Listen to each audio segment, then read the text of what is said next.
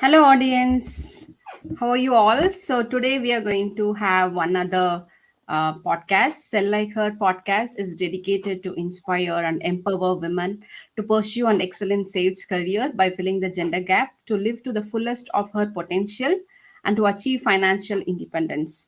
I will be interviewing amazing successful women sales leaders and CEOs from India and around the globe, where we discuss their sales journey, their challenges, their wins, and much more.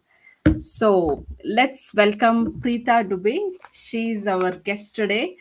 I'm honored to have you here, Pritha. The honor is all mine, Tilaga. I'm so privileged to be here in your such a highly uh, respected podcast. You've been receiving awards for this podcast, and you've invited me. I feel very honored. Thank you so much. Thank you. So before we continue the conversation, let's give you a short intro about you to the audience. So Pritha Dubey, she has more than 20 years of experience in sales. She's an international sales trainer, managing partner and chief mentor at Success Vitamin, gender and diversity advisor, revenue strategist at VFin, regional director at IAST. I can keep going on. She has so much of experience. Certified instructor at Leaders Excellence at Hardware Square, and she also worked with Forbes as Forbes Council as a member. So we will be discussing more about all this. So, Preeta, now I just want to know like how the sales journey has started for you. I call myself an accidental salesperson. Uh, Okay. this was not where I actually, that time I didn't even know where I want to go. But I think the only industry that I was very clear in my mind was I wanted to get into banking. That I was very clear. But banking sales, that I had not envisioned, and I was not sure that I'm going to get into a banking sales. But it so happened that after you complete your MBA, you sit for your campus placement, and ICICI Prudential Life Insurance happened to come at the placement, and my college pushed me to go and attend that the GD interview and everything. And maybe it was all destined. Got the I got selected. Now, once I got selected, the college said, "That's it. You have already gotten placed. So we are not allowing you to sit for any other campus interviews." So my dreams of getting into a bank kind of gone lost out there, and I got into selling insurance instead. And that was how I got into sales in the first place, by getting into selling insurance. But on hindsight, I'm very happy that that is Mhm. how I started my journey, of selling, of having to sell insurance, because that's one product that every customer wants to run away from. You have to literally Yeah. chase everyone to sell them insurance. And so when I got into selling insurance, it it developed in me at actually all the skills that I needed to be successful in sales: the patience, perseverance, resilience, to not give up, the agility to be able to chase without feeling dejected, getting everyone shooing you away. It's not even rejection. See, one is you call up people and they say I don't need something, and they bang the phone down. That's a separate thing. But the Mm. fact that someone knows that, oh, you are into selling insurance, they start running away from you, and you have to literally chase them. So that's again a very different story. So you can imagine the kind of competencies that it helped develop in me. And when that happened and I started getting a lot of success in selling insurance, is when I really started enjoying being in Mhm. sales.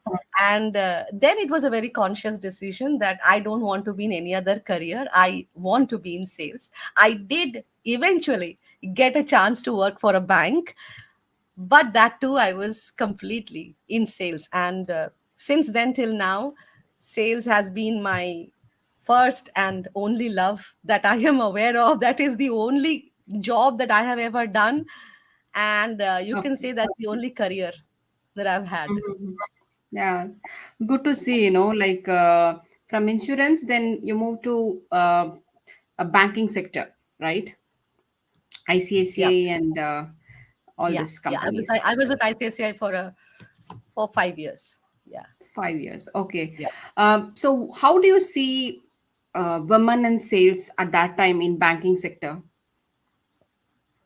That time in banking sector, I can't comment about the entire banking sector because that time I did not get an opportunity To to work in many banks. I only worked in one bank, and that was ICICI Bank. And honestly, I didn't see any that kind of a gap in that banking in ICICI. Everyone knows ICICI Bank and how women lead from the top to most of the places. So being in sales also, I really didn't come across that anything like there has been any kind of resistance from an organization's side to not hire a woman. That I never faced, because they hired me, they interviewed me, they were very clear that we are open to talent. That's how their culture was. Um, Yet, yes, the percentage of women in sales was lower than men. So that I will attribute to women not applying, maybe, but not Mhm. to organizations not wanting to have women in the team. The person whom I was report, my super boss actually was a lady. The department where I was working, it was headed by a lady. So Wow. the organization didn't have any bias that way, that we will take or will not take a woman in a business role. But if there was a gap, I would say it was maybe women didn't apply. So yeah, that is what I can say from my time. But if you now ask that what is it that I see now, then I would probably say that now, being a trainer and a coach, and Mm-hmm. having now exposure to many organizations, not just banking but many organizations, and not only in our country but also in many other countries, because I do work a lot with banks. And there now I am talking like 20, almost like 15 years from my banking time. It really surprises me and shocks me that there is still so limited number of women in sales. It is it's really quite disappointing to Mm-hmm. find so few women in sales. The reasons are plenty. There are a few organizations where they do work with a certain unconscious bias that a woman may not want to be in sales, so they don't hire. At the same time, there are also a lot of misperceptions about sales that women have, because of which they don't apply to a Mm.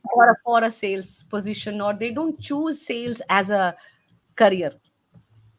Yeah. So yeah, But do you see in banking sector or in general now? it's everywhere. It's everywhere. It's everywhere. The gaps, the gap is there.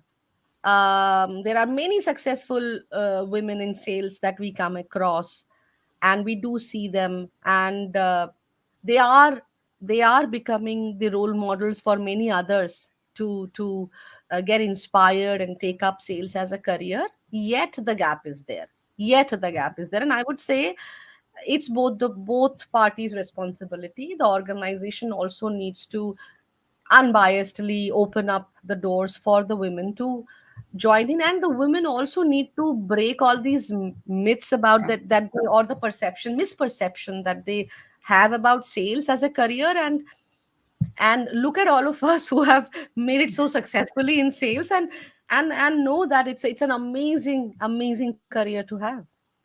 Plus it's Yeah, lots of that's money. I agree. I agree totally with you. Yeah, yeah. And But what I was saying is question. that, sorry, yeah. So I was saying that plus it's lots of money. Don't you want money in life? Everyone wants money in life. I think that's a good way to put in. So must be money has attracted you to retain in sales. it's who acha. Now if I say that no, then it will be who is going to believe that statement, isn't it? I mean, who on Yeah, I have still not reached that saint level where I can say that the money doesn't attract me. Of course money attracts me, of course I want to build wealth. And of course, one of the motivators of staying in sales was those incentives. Oh my very god, true. I enjoyed my incentives, so much of them, so much, huge amounts of incentives that I got. I mean, my salary used to be only in the bank. I used to live off only my incentives. Uh, so I mean, who doesn't enjoy money? At end of the day, uh, till any time, all the career changes that we make, very rarely do we change a career because of the challenge or the task, and or those are one of the criteria, I agree. But if they say, I will give you all the challenge, I will give you newness, I will give you something interesting, but half the salary, you're not going to accept it, right? So money That's true. is a very important motivation for all. And Yeah, sales is one field where you can really build wealth. limitless. If you want limitless money, Yeah, it's there. limitless money. Yeah, yeah, yeah. Agree. The Agree. last question about banking sector. Do you see now the opportunities for women getting into sales in banking sector, because you are from this sector, right? It was always there, Tilaga. It was always there. I mean, there is no reason for a woman not to be in sales of banking product. It was always there. In fact, I think compared to all other sectors, if we see, I think banking would still be a sector where there would have been more sales women than any other sector.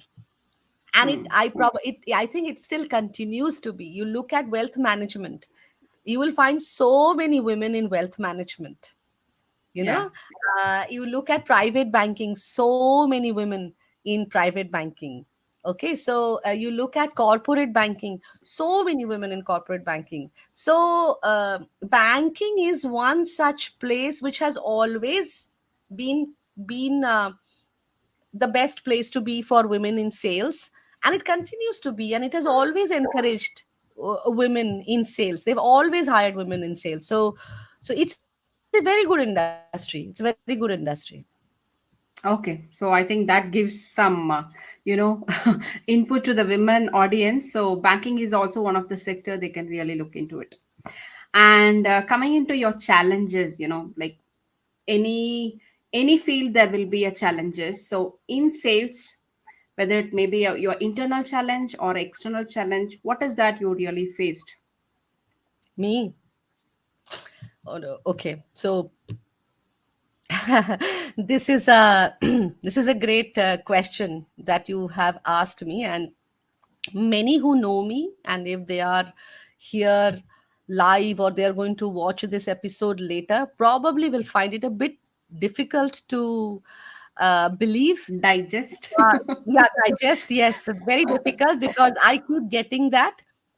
But I one of the most uh, challenging piece for me when I initially started is that by nature, my natural behavior, or my the natural style of me is that of being an introvert. So I have always been scared or fearful, not scared, rather, it would be a strong word, fearful of crowds, fearful of talking to anyone unknown, fearful of socializing on my own, like that is taking an initiation and going and just saying hello to someone and networking and all that stuff. um, in my intimate zone, you will find me very bubbly, very lively, very talkative. So my intimate zone definitely knows me as a very talkative person. Mhm. But the minute I am outside of the intimate zone, I can't. I start feeling very nervous, and I get very. How do I approach? And I need a lot of courage, lot of. that pep talk from within to push me to do something, to go and talk to someone, socialize, network, connect with a total stranger. So you can imagine the person who's like shy, very inward kind of a person, being in sales at that point of time, that requires obviously you to cold call people whom you don't even know, and go and attend the networking events, and where there is like a crowd of some thousands there, and you are supposed to be connecting. So there are these groups of people who are standing and talking with each other, and I'm supposed to kind of like that Arjun's arrow, I'm supposed to just pierce through that group and make myself visible to them and network with them and collect their cards so that I'm able to come back and call them. The how the drill works Yeah. for it was tough. The first year, the first two, or rather the first 4 to 5 years, it was very tough for me. It was very tough for me. It's so intrinsic a thing that it doesn't just, I can't just overcome that fear just within a day. So I still remember in my first ever networking session when I had gone. It was my first job, and my job was to collect visiting cards so that we can come back and we can do the, we can call them up and tell them that, hey, we met in that thing, and we want to talk about insurance. And I am in that networking, even I'm standing in one corner, I am not going anywhere, I'm standing there. I just, it's it as if my feet has frozen in the ground. It's got somebody has nailed them to the ground. I just can't move, I can't get to talk. I remember myself feeling all, maybe, white with as if I have no blood, that Oh kind, my that God. level I had gone. And my manager was with me, and he was like, you have to go and get 100 cards. I'm like, I can't do it, it's not possible for me to do it.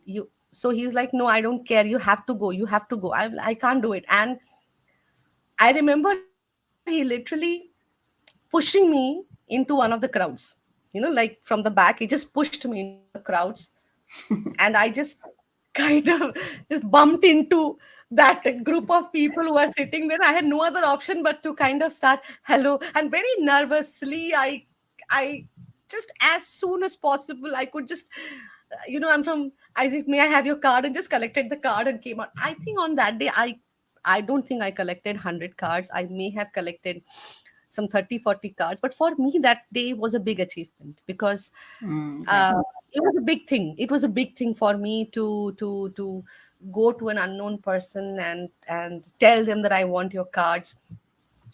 But over a period of time, I realized that something which is very intrinsic to me, I cannot change that. I can't suddenly become an extrovert. That is not possible. That's not my basic nature. So if I cannot be an extrovert and I like being in sales, then I have to do something about my introvertness, and make it my strength, or at least do something about that. So so I realized that it was all a very wrong thought in my mind. It was my own thinking which was saying that, oh, you are an introvert, you can't do it, or you are shy, or it is not comfortable. It was what I was thinking an introvert is in my mind, and that shyness, and I was allowing all that shyness and everything else to pull me down, rather Mm. than looking at the uh, strengths that, despite being in the strengths that I have as an introvert, and Mm. leveraging them for my sales. So when that awareness happened, I think then it started making sense for me.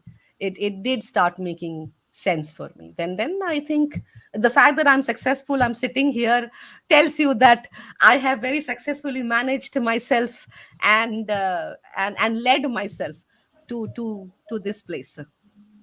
Okay, so that's a great a story, for all the women here, because I know most of the women have that limited belief that they are introvert. How can they go and approach customers, face customers, be talkative? I think it's all, breaking the myths. Yeah, like again, another point you said, there is this perception that talkative people will do good in sales, which Ah, is actually a very wrong perception. I'll tell you the strengths. Again, in sales, you have to talk less and let the other person talk more.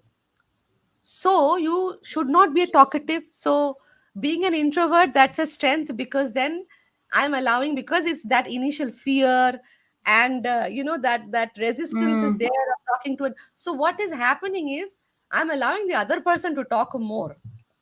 mm, So that way, the other person is feeling more comfortable, and I am being a good listener to the other person. So they are feeling that they are having a very good conversation. mm,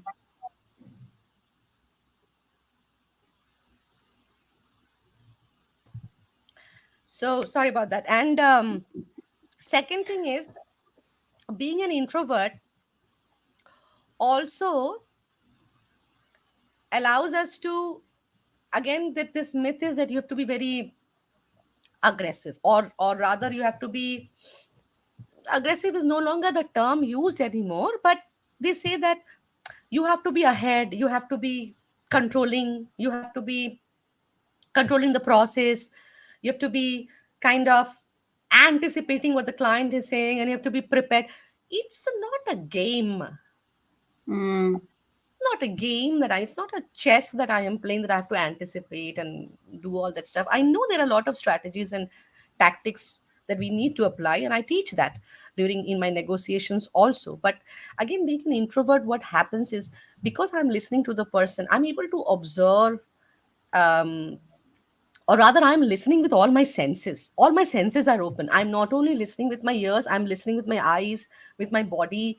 I am able to observe at which word, how the client, you know presented that word. Did their eyes sparkle? Was there a slight smile, or did they go back in the chair? Did they come from? I am able to observe all these things because I am more focused on them and not on me. And mm, that is what we do in sales, right? So it works. It works because you are more customer centric than, not self centered. mm, And that is also one of the ways that one can actually, even if that fear of introvertness works on you, I also suggest that don't focus on yourself, focus on the client. Suddenly you will not be thinking about yourself, and you won't be mm, bothered about how you are feeling, or how scared you are, or what's happening with you. You won't be thinking about you. You'll be thinking about the mm. customer, and you are there then only with one intention, that how can I serve this person who is sitting opposite. Wow. I think, this is the great, message we are giving. Today's podcast is, even though you are introvert, do not worry. Even introvert can do great sales. And Preeta is the best example for that, you know. There are many like me. I have been fortunate to have met so many people, and now what I hear is, introverts are the best salespeople. That's what I hear. Wow. I think in this generation, uh, the people have to listen more, understand their problems, giving the solution, adding more value, really serve them, really be conscious about what they are speaking, their body language. I think in this generation, even for introvert, it's a great opportunity to become the best salesman or woman, right? Always. It's a good place to for everyone. Extroverts, don't feel bad that this is not a good place for you. Even you can shine here. All of you who are Yeah, yeah. extroverts, just remember one thing, that you don't have to be talkative. To be in fact, if you are talkative, there is a chance that you may not do so well in sales. But if you can but you also have strengths. You can socialize easily, you can network very easily. um, and I think that each one of us have our own set of strengths and areas of improvement, and all that combined, we have to find how we can be successful. Yeah. Whatever is required to do, whichever areas you can work upon that. Certain things could be difficult to work upon, like for me at that point of time, I just can't suddenly, I cannot become an extrovert like everyone, all of you who are extroverts. But wherever we can work upon that. And wherever you cannot work upon, find the strengths and Yeah. leverage that. Yeah. Mainly, like, do not have any, perception that you can't do it. It's not possible for you. It's always Yeah, knowing your strength and living up to that. I think that's what yeah, important, right? yeah, yeah, yeah. Yeah. And how this, sales journey has been, a corporate journey has been shifted to a sales trainer. That's also happened accidentally. Now the irony, I would like to share that till the time I was in the corporate world, whenever I would be nominated for a training program, I would always find excuses so that I don't have to go and sit through a training program. Okay. My idea about training programs used to be like, you get bored, you feel very sleepy, and only those programs where they would bring a lot of props and the entire program would be filled with activities and games, those are nice. But rest of the programs are very boring and sleepy and all that stuff, so I would always stay away from a training program. It's really, I it's like everything goes wrong. It's something happened and I got into training, and it was a very accidental move for me to training, because I was coaching. I had shifted from banking to the recruitment industry, and I was coaching the candidates on how to give an interview, how to present yourself, and how to talk, and how to, on the entire how to crack an interview. So during that coaching, I realized that this is a great, there is very lot of scope here for me to start, and I always wanted to start on my own. So I did my course in image management so that I can help. The whole sole objective was to help the job seekers um, create that first impression and able to crack an interview, so that I'm able to coach them and groom them. But when I did my course with on image management, um, they gave me an opportunity, the institute gave me an opportunity to train their upcoming batches, all the future batches that used to come when I passed out. So that Mm-hmm. is when I got a chance, or got my encounter with training. And that is where I realized that I was really enjoying Mm-hmm. the entire aspect of training. And so I decided that let me do something about it, and let me learn the skills of training.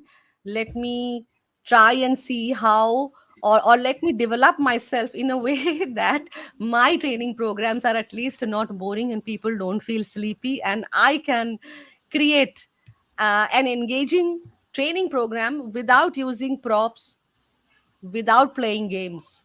And thankfully, successfully, I have been able to, God has been kind, I have been able to create that kind of an environment in my training programs.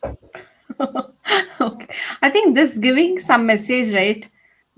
Even though you do not want certain things, when there is a destiny to it, you will It be with comes. that, right? Yeah, you will It comes. everything kind of leads you to that. So yes, when I look back at my journey, I can very clearly see the links, that this why this happened, because the next thing was supposed to happen, then the next thing was supposed to happen, then the next thing was supposed to happen. So the fact that finally something happened and I left the banking industry and I shifted to HR industry. So if whatever that situation was during that time was not there, maybe I would have still been in banking. But Mm. because of certain situations, I decided to leave banking and shift my industry altogether. And I shifted to HR. And when I shifted to HR in the recruitment industry, is when I got introduced to image management. And when I got introduced to image management, and then I got to trading. And then rest is history. That's how everything is destined. You just it just works. Yeah, Yeah. there's a message from Chitra. Hi, Chitra. You were destined to happen to the world of sales. That I don't know whether I was destined to happen to the world of sales or not. That I don't know, but maybe, yeah, maybe the universe wanted me to be a sales, so that eventually I become a sales trainer and become a sales coach, and then I get to meet such wonderful people like Tilaga and Chitra and so many others who are Same such here. bright, yeah, who were also destined to happen to the world of sales, by the way. So so I think it is all destined. Yeah. So just share your experience working with Forbes, Preeta. Okay, I was not working with Forbes. I was an official member with the Forbes Coaches Council in the year 2000 and 2001. So for 2 years, I was an official member. So Forbes has a lot of councils. They have business development councils, HR council, coaches council. So I was, and many other councils they have. So I was, and it's a invitation based membership. So I, again, I don't know, maybe destined somehow it happened that I was a member with them for 2 years. So as a member, I got a lot of benefits from being a member. And it's more like networking, and you're getting to know a lot of other people across the globe, many other coaches, and you're able to expand your network. So that is what this membership did to me. I also used to write a lot of articles for Forbes, so that also happened, that a lot of Okay, my articles came out on Forbes. So yeah, so that great, was a good thing for me. I don't know what I contributed to them, but they definitely contributed a lot to me and my growth. great. And the story of Born of Success Vitamin. So when I started as an image consultant, the name of my firm was Image Vitamin. So Mm-hmm. I thought that I'm going to make people, I'm going to make their brand image and create an image for them. But then over a period of time, I left image consulting and I shifted to sales and the success of people and entrepreneurs, growing their business and all that. So initially, so I thought that why change the full name to something else? So just replace the image and put success there, so that Okay. it comes out more as, what I give is, I don't claim to kind of transform your life into something and all that stuff. All I can do is give you those. I start from that presumption that you're already good, and you want to be taken to a different level. Therefore, when I even coach women entrepreneurs, I start with this thing that you already know how to sell. You probably do not realize it right now, but you already know how to sell. Everybody in this Yeah, planet knows how to sell. You probably don't believe it right now, and you probably don't realize it right now. But I know for sure that you know how to sell. And uh, therefore, what I give are certain vitamins, which are like vitamins, that some things that I give you, so that I can make you aware, I can help you realize your own strengths, and help you then leverage it on your own, and you grow on your own. See, I can't be hand holding you and taking you, walking with you for your entire journey, right? All I can give you are those tiny doses of vitamins. So if you have seen my the podcast Sales in 60 Seconds, it's like just in 1 minute I am giving you a sales tip. Just less than a minute I'm giving you a sales tip. So those are the vitamins I offer and I can offer. So therefore the name Success Vitamin. Okay, I think instead of 60 seconds sales tips, you would have put 60 second sales vitamin, right? Yeah, I could have made it like sales vitamins in 60 seconds. But Something like that, yeah. yeah, I know. Yeah, Okay, but then I thought that people may not understand what sales vitamins are. So I thought, yeah, you okay, are let us right. keep it easy for people to understand. And like I've seen you are being advisor for gender and diversity equality, right, Yeah, Preeta? yeah. What Hmm. does that really, want to convey to women in sales, diversity, gender equality? I do a lot of sensitization or gender intelligence programs for organizations, and it's quite encouraging that organizations are really opening up to these, and they are realizing that we do have a gender gap and we need to do something about it. So it's quite fulfilling to do such kind of programs where we are growing the gender intelligence quotient of an organization. And through these programs, it's not only about women in sales, but it is about having all, it's about having being inclusive. So how the organization can be inclusive, how the leaders can be inclusive, how all team members could be inclusive in their behavior, in their communication, in the way they conduct themselves. So that is the kind of program that I do. Apart from that, I am a consultant with the World Bank Group, International Finance Corporation, and there I work. So IFC, International Finance Corporation, works with banks across the world. They take up a lot of advisory projects. So I am I am a consultant with them, and I am a gender lead. So I do a lot of gender based projects for them, wherein we look at creating gender propositions for banks, or we work on, suppose they already have a banking solution, and we try to give a gender lens to that product. So for example, say there's an insurance company selling insurance, life insurance, and we try and go there and try and see, an advisory work would be trying and figuring out that can there be a woman specific insurance Mm. product that can come out. So that is the kind of advisory work that I do. And it's a very fulfilling job, honestly, because I have worked with so many different banks across the world, and having seen those different cultures, it also widens your perspective. So it's interesting to see how the gender diversity is, or the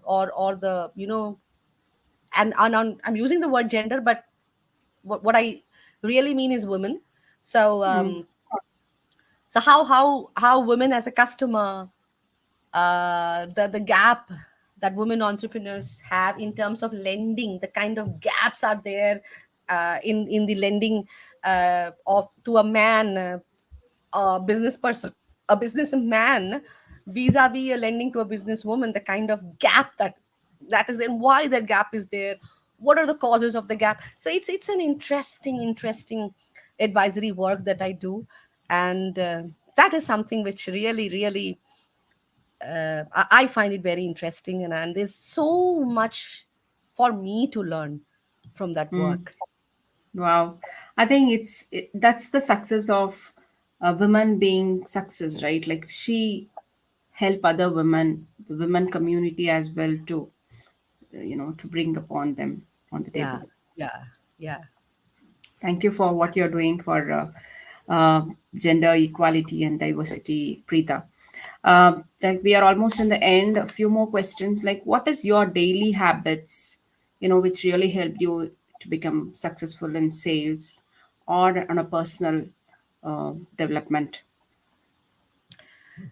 uh, One of the habits, or you can say a very favorite hobby of mine, is having a good sleep.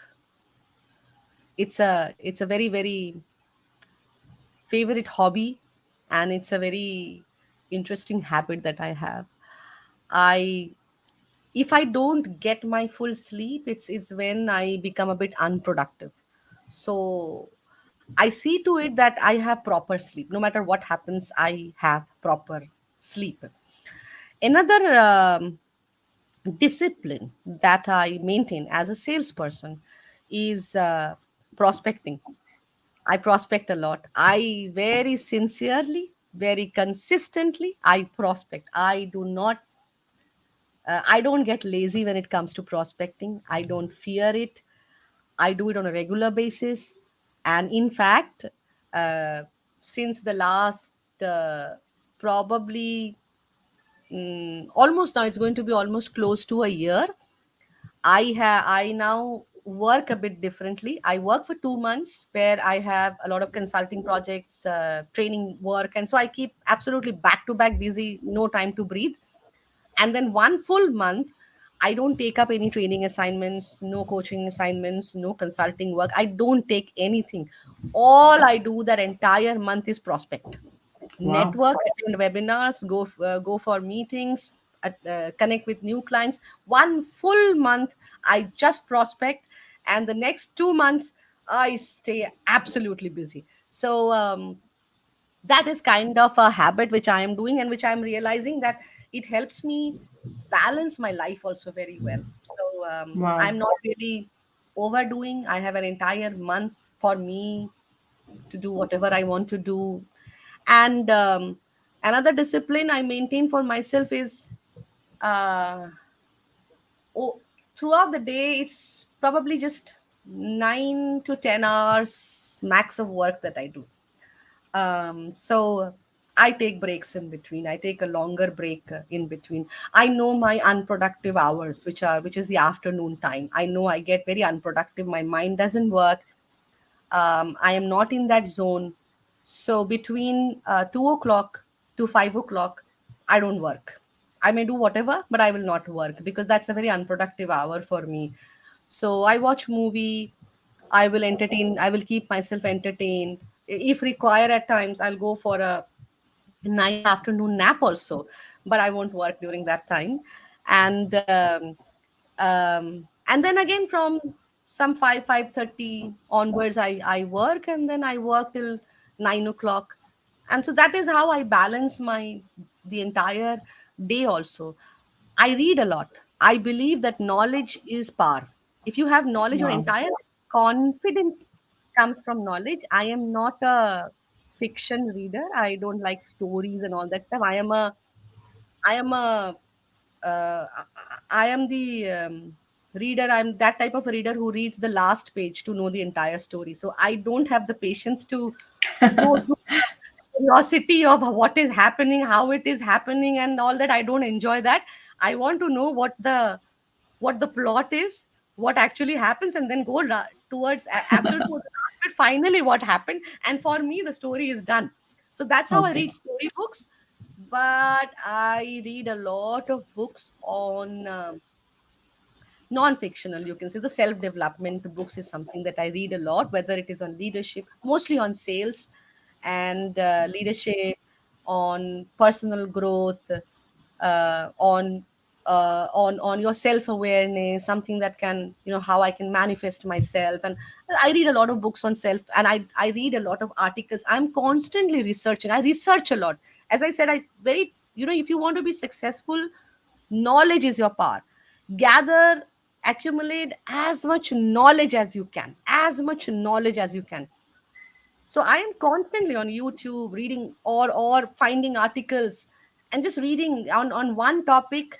Probably I will access some 15 to 20 different people, what are they saying about that one topic, so Wow. that I know every perspective, every thought process on that topic. So that is how I read. I don't read one book. There are like five books open in front of me. So I read books also more, not because it's a very enjoyable process for me, but because it is knowledge for me. So I read one thing in one page, I immediately shift to another book, and what are they saying about the same thing? So I will read that. So that is that is my reading style. I don't read from start to end. So it is not that I will open the first page and read that way. I will just take a book, and for example, I'll show you. If suppose this is a book, and I will just suddenly open this, whichever pages it is, I'll start reading. That's how I read. Okay. So Interesting. I It's only look like at knowledge. it's not you are reading it, you are swallowing it, doing a research Yeah, about yeah. that topic. Yeah, yeah, yeah. Yeah, Anything that's that is written, anything written by good people, every aspect that they have written is knowledge. So it doesn't matter whether I start from the beginning or I go to the end or start at the middle. It's knowledge for me. So I am just taking that knowledge. So so for example, I was reading Influence by Robert Cialdini, and I would just go to one page and open it, and wherever one new chapter is starting, anywhere in between, I will start reading. So I will read that chapter, I will make my notes, I'll make my mental notes, I will create applications, whatever they have said, how can I apply it in sales? I will note them down, I'll create those applications and close the book. That's how my reading happens. So I finish one book in probably, I take 6 months to finish a book, because that's how I read. Very slowly, slowly absorbing everything, creating practical life applications of whatever I am reading. How can it be applied in sales? And that's how my reading happens. And then that is what then again I use in when I'm coaching others or when I am training others. So that is the knowledge. When I've already transferred everything from the book into a practical application, now I give that practical application in my training and coaching. yeah. I think it's one of the great tip. It doesn't matter how many books you read. It's how much you observe and apply in your day to day life. Also, you are you know helping others to learn that insights. If you don't apply, then what is the point of that knowledge? Very What are true. you doing with that knowledge? You have to apply it. Then only it is going to come of use, isn't it? Yeah. What's your secret of success? Read, acquire knowledge, read a lot.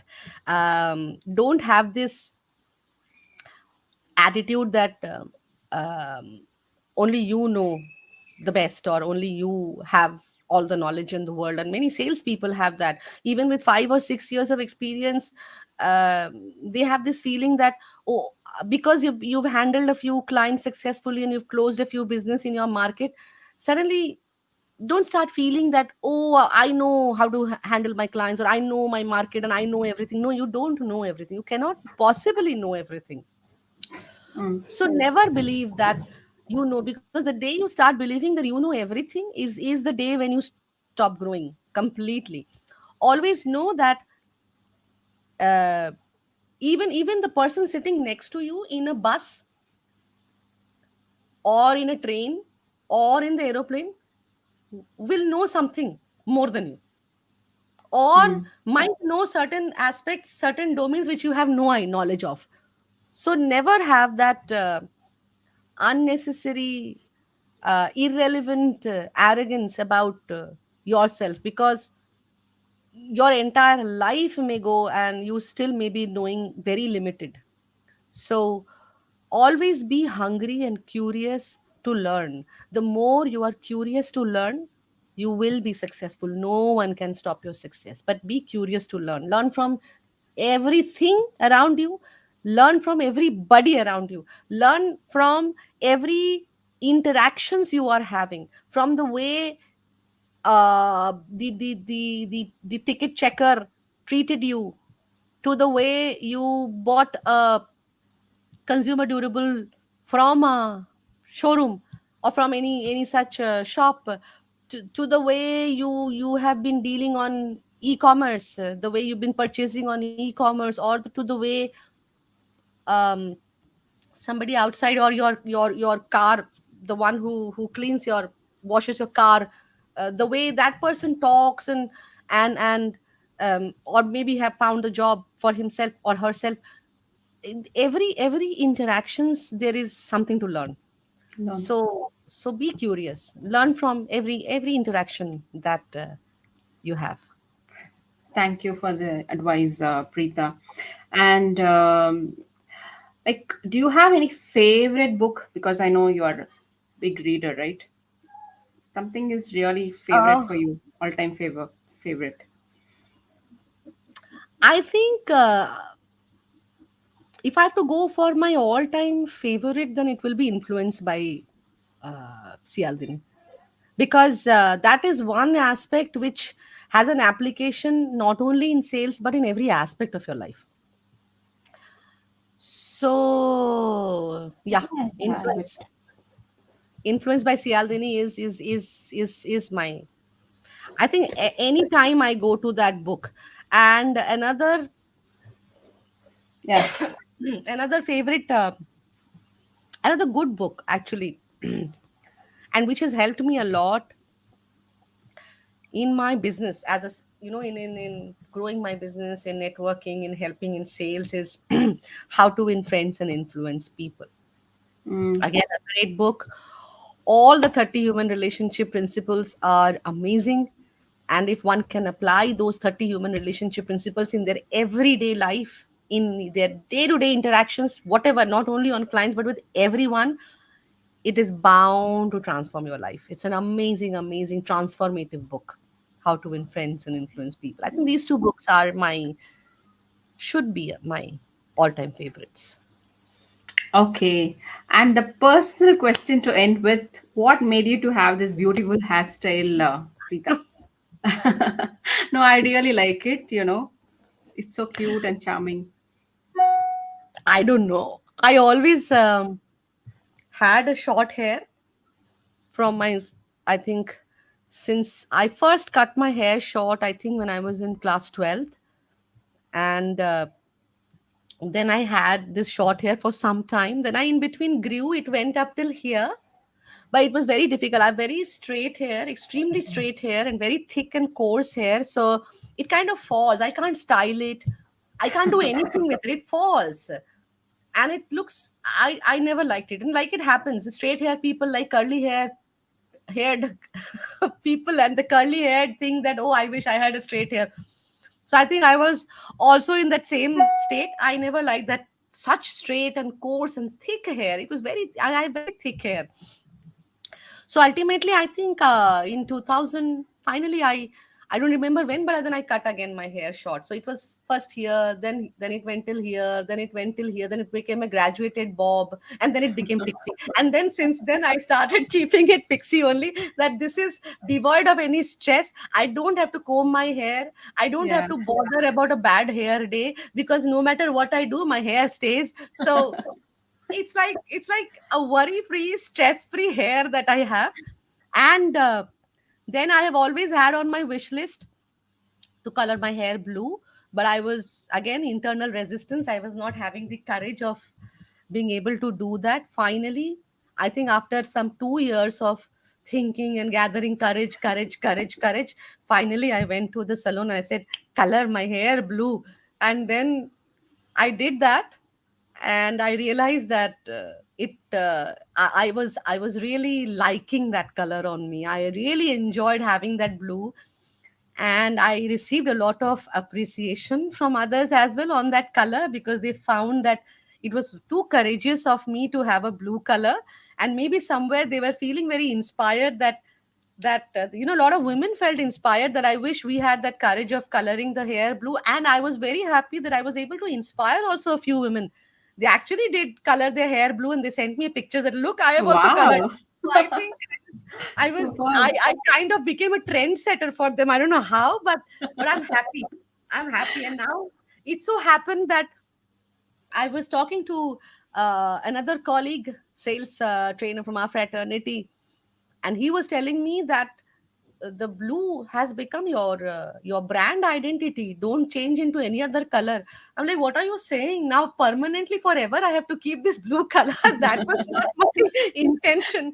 But let's see. As long as I feel like keeping it, I'll keep it, and then maybe I'll change it to some other color. Maybe the next color that I have on mind is Mhm. purple. So let me Wow. see if I can change it to purple Yeah, someday. purple also one of the color, most women likes it, right? Yeah, you also have a purple in your brand here in the Brand, color. yeah. Yeah. Yeah. But really, you look so beautiful and exactly it fits on your face, this hairstyle and this color.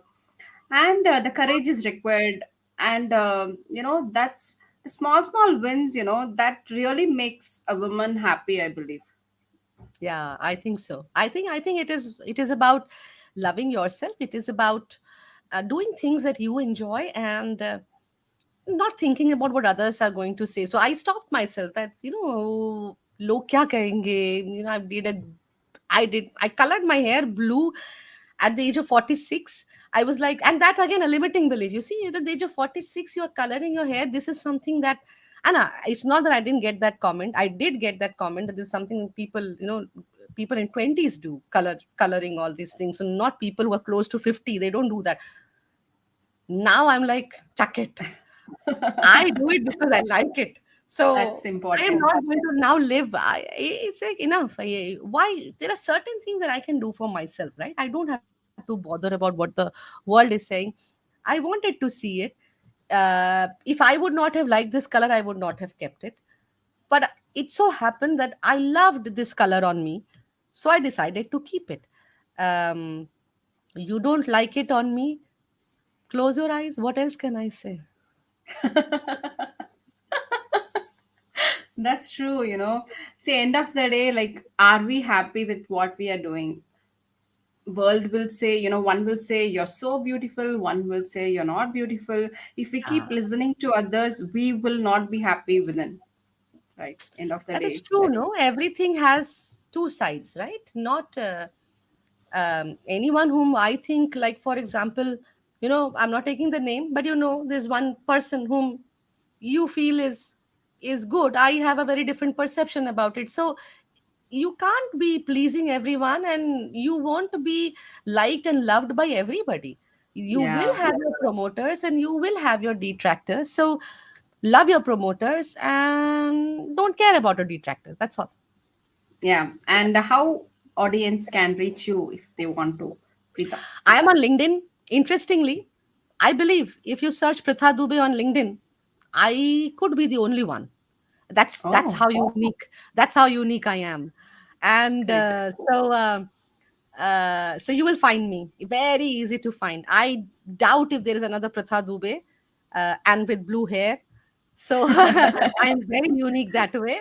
And you can also connect with me. So do send me a connection request, everyone, and do mention that you were here in this podcast, and that's how you are connecting with me. Because otherwise what happens is I have so many pending requests. I tend to ignore if it is not if there are a reference has not been made, then I tend to not accept the invitation.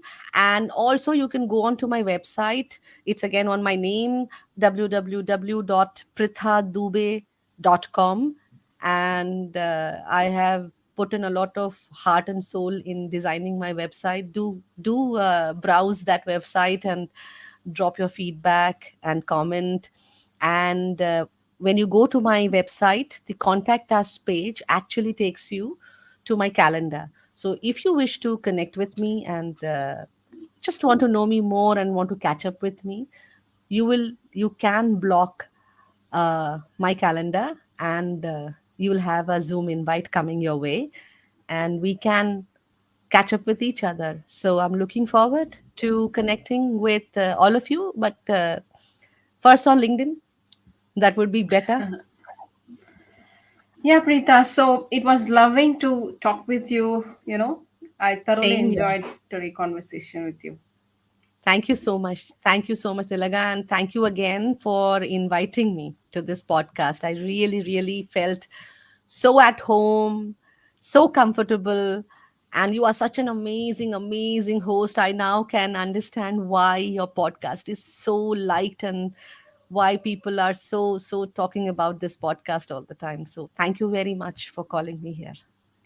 Thank you. Bye. Bye bye. Take care.